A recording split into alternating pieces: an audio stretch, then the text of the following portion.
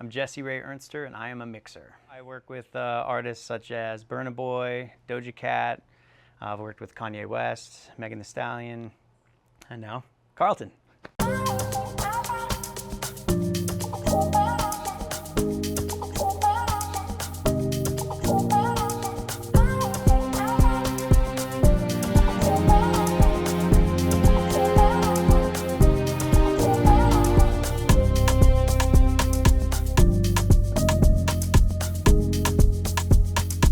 My dad influenced me to become a mix engineer. He is a musician, producer, engineer, mix engineer, and yeah, it looked like so much fun growing up. I was exposed to music all the time, and I couldn't really stay away from it. As much as he tried to convince me to stay away from it. One day I woke up and saw that Karlton had dropped into my DMs and said, "Hey man, love what you did on the song Alone from the Wakanda Forever soundtrack. And I'm working on kind of an Afrobeats type record, and I know that you mix a lot of that. Would you like to be involved?" And I said, "Yeah, send it to me. I'd love to hear the record." And I did, and it was fantastic. And then I checked out Karlton's catalog, the rest of his stuff, and I thought, man, this guy's super talented. I think this is great. And I come from the jazz world as well, so we had this tremendous saxophone player and just all these great musical elements, and I was just really into it. I was sold. I remember thinking, man, this dude is very laid back and cool. And yeah, I got the vibe right away, that it was gonna be a really seamless process. He conveyed his vision and what he wanted just perfectly, right off the bat. So I locked in on what he was looking for, and I had a feeling that we were just gonna have a great process, and we did.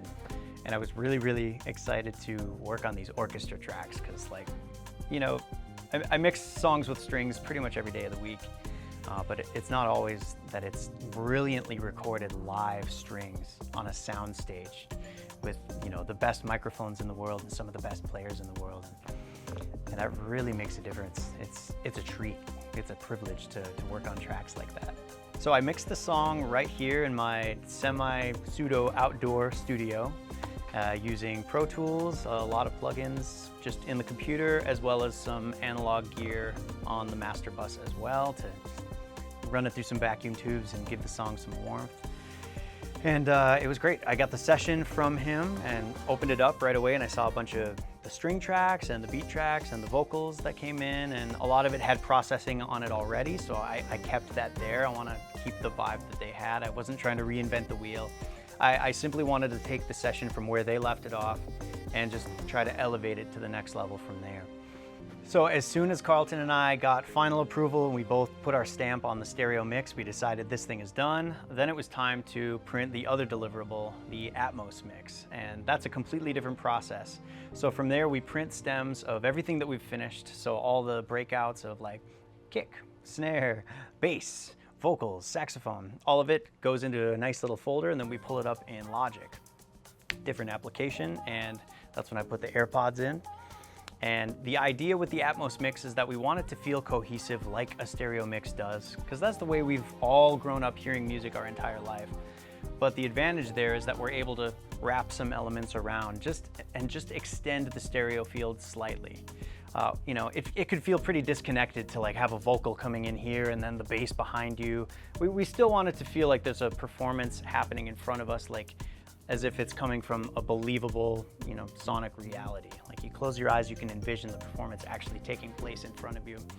But that's what I did in Logic, is just extending some of the pads out. Some of the delays and the reverbs went to the back of the room. And then from there, we sent it out to Gerhard Westphalen up in Canada, and he did the Atmos mastering. So he actually spilled my Logic mix that I did in headphones, he spilled it out onto his full speaker system and kind of dummy checked to make sure that it works perfectly. And then he moves some of the objects around and really optimizes it so that when people are in their Mercedes or in the theater or anywhere they're gonna hear that song, it's gonna perfectly translate, as well as in the AirPod Pros. So this is what a mix session can look like, and it's really just our job at this point to dig in and start to sculpt the sound of each instrument to really make it fit within the context of the song so that everything works together nicely. So I use a lot of different plugins to process and shape sounds. Like let's take the kick, for example.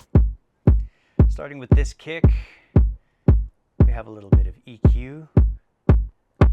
Just kind of pushing some mid-range to get something happening. Next up, I'm using the Schwab Digital Orange clip. Bypass. Engaged. Just to give it a little bit of extra hair. After that, we have a transient designer. Just to really shape and kind of open up the decay of this drum, to get it to breathe a little more, kind of in tempo with the song. After that, we have another mid-range push here. And then a little bit of EQ to kind of smooth this out.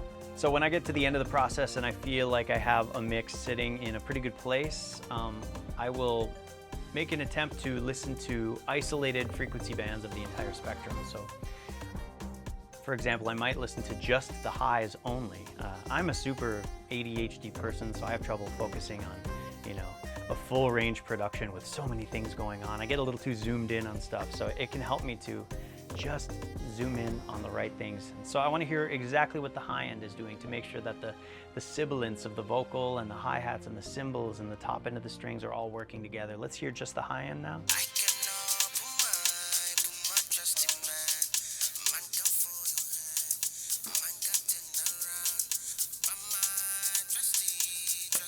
So even in the worst case scenarios, when something might be playing through like a really bright system, like a Bose system, those S's aren't gonna like rip your face off. Yeah, so right here I have 4 different folders of strings. Strings A, string B short, which were just shorter phrases. String C, which was a different take of kind of bass passes. And then string D is just added parts. And if I open all these up, you'll see that in every one of these folders, like string A, for instance, has several microphones. Several microphones. And if we go into string B, string C,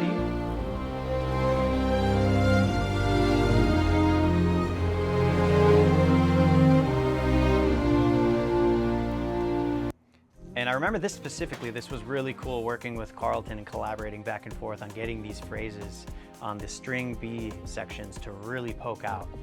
They did a lot of these kind of call and response like answers.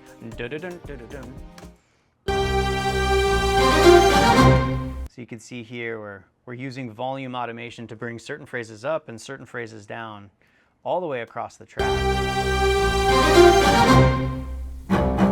And that helped because especially in those dense sections of the song, sometimes you just gotta push the volume fader up and get things to poke through.